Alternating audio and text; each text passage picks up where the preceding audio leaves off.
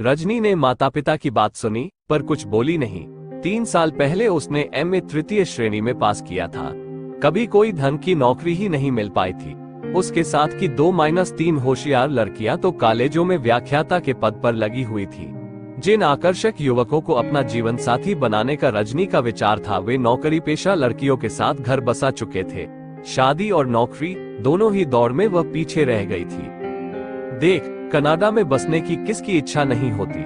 सारे लोग तुझको देखकर यहाँ ईर्ष्या करेंगे।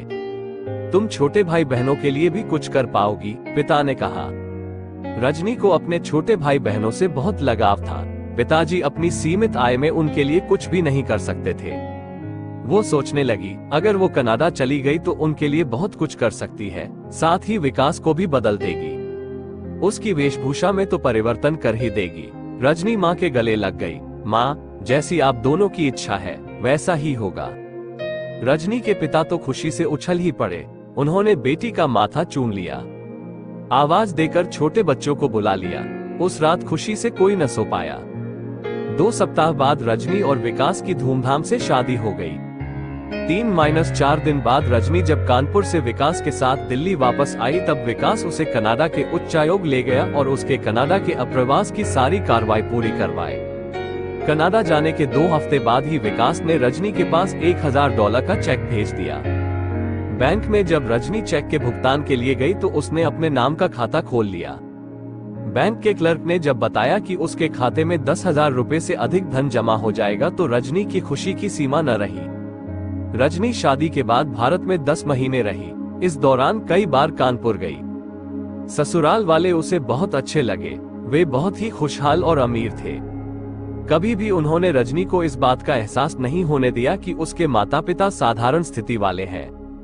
रजनी का हवाई टिकट विकास ने भेज दिया था। उसे विदा करने के लिए मायके वाले भी कानपुर से दिल्ली आए थे।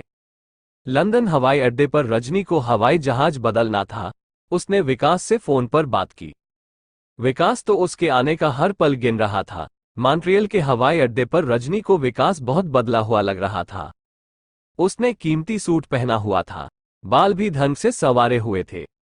उसने सामान की ट्राली रजनी के हाथ से ले ली। कार पार्किंग में लंबी सी सुंदर कार खड़ी थी। रजनी को पहली बार इस बात का एहसास हुआ कि यह कार उसकी है। वो सोचने लगी कि जल्दी ही कार चलाना सीख लेगी तो शान से इसे चलाएगी। एक फोटो खिंचवाकर माता पिता को भेजेगी तो वे कितने खुश होंगे। कार में रजनी विकास के साथ वाली सीट पर बैठे हुए अत्यंत गर्व का अनुभव कर रही थी। विकास ने कर्कलैंड में घर खरीद लिया था। वो जगह मॉन्ट्रियल हवाई अड्डे से 55 किलोमीटर की दूरी पर थी। कार बड़ी तेजी से चली जा रही थी। रजनी को सब चीजें सपने की तरह लग रही थीं। 40-45 मिनट बाद घर आ गया। विकास ने कार के अंदर से ही गैराज का दरवाजा खोल लिया। रजनी हैरानी से सब कुछ देखती रही। कार से उतरकर रजनी घर में आ गई। विकास सामान उतारकर भीतर ले आया। रजनी को तो विश्वास ही नहीं हुआ कि इतना आलीशान घर उसी का है।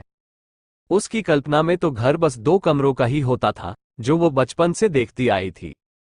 विकास ने घर को बहुत अच्छी तरह से सजा रखा था। सब तरह की आधुनिक सुख सुविधाएं वहां थी। रजनी इधर उधर घूमकर घर का हर कोना देख रही थी और मन ही मन झूम रही थी। विकास ने उसके पास आकर मुस्कुराते हुए कहा, आज की शाम हम बाहर मनाएंगे, परंतु इससे पहले तुम कुछ सुस्ता लो। कुछ ठंडा या गर्म पियोगी? विकास ने पूछा। रजनी विकास के करीब आ गई और उसके गले में बाहें डालकर बोली, आज की शाम बाहर गंवाने के लिए नहीं है विकास। मुझे शयन कक्ष में ले चलो। विकास ने रजनी को बाहों के घेरे में ले लिया और ऊपरी मंजिल पर स्थित शयन कक्ष की ओर चल दिया।